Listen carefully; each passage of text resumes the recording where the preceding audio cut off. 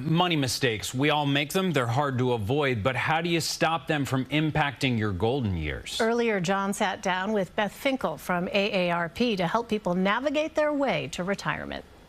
Listen up, a new AARP study found that 20% of adults 50 and older have no money saved for retirement.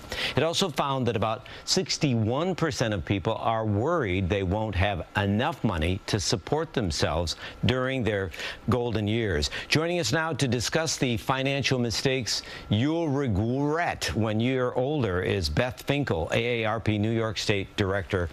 Welcome. First off, these numbers. These are scary numbers. Yes, they are. So what's contributing to this kind of financial fiasco? I think part of it is that people delay making the best decisions about how they can plan for their retirement. And there's so many good things that you can do really in advance, but even leading up to your retirement. So that's the good news, bad news here. So what are some of the common mistakes people are making? Well, let's see. They do not contribute to their 401k, or they don't contribute up to the maximum. They leave money on the table, which is a big mistake. So you have to make sure that you have a savings plan that you're ready to go with all the time. Another thing is that you need to think about your credit card. Over a quarter of people, actually 30% of people, have credit card debt that they're carrying of $10,000 a month. That's very hard to sustain that during retirement, so get it paid off earlier. Not getting good financial advice. Go on and on, not setting up a budget of knowing what you're going to need. You need 80%, they're saying, experts say you need 80% of your current income for when you retire. What? Yes. So you know what's happening right now. People are listening to you, and one of two things is happening. They're getting sick to their stomach, or their brain is just glazing over. This is a very intimidating subject. But you know, when you talk about credit card debt, that's just one thing.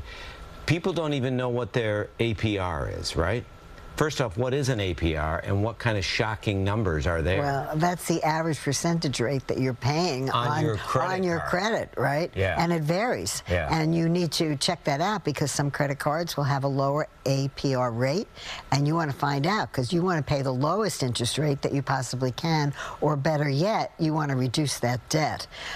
And watch them, too, because sometimes they'll sneak you in, and then all of a sudden the rate jumps, and it's what in the world happened? Yes, you get that letter in the mail, and you might not have opened it or read it carefully. That's right. Is it ever too late to start saving?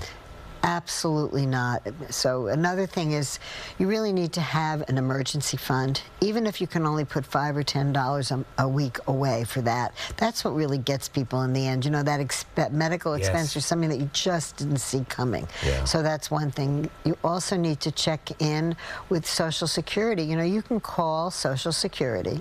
You can make an appointment to talk to someone there, and they can tell you exactly how to plan out.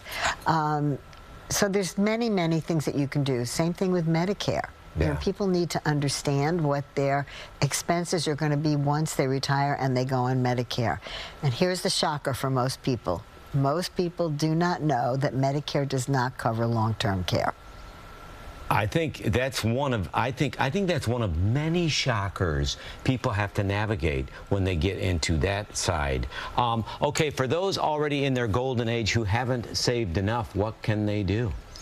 Well, again, they can really look at their budget. People really sit down, take pen to paper, and really think about their budget. Yeah. The second thing is, people get very nervous about the stock market and financial. And sometimes people jump out, you know, and they put their money into savings accounts, and then they lose when the market comes back. Yes. So getting advice from a good financial planner who is, you know, credited and making sure it's the right person is really important. Again, looking at budgeting, looking at possibly taking a part-time job. You know, what we found in some of our surveys is that more than a quarter of people are saying that they may never retire. They may never retire. Because they can't. Because they can't. Well, yes, but also there are a number of people out there who actually like to work and are happy, and God bless them. But thinking about the average person, there's a lot of pressure.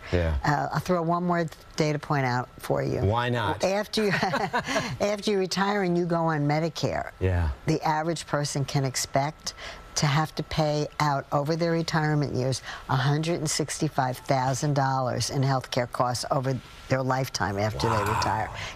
And that's not something that people are prepared for. And think about if you're a married couple, and then you can just double that up. So these are things that people have to look at. However, plan in advance. The earlier you start to save, and then again, that Social Security piece. We've all worked our whole lives. I don't know about you when you started. I started at 16. I've been paying into Social Security ever since. We earned it. The money needs to be there.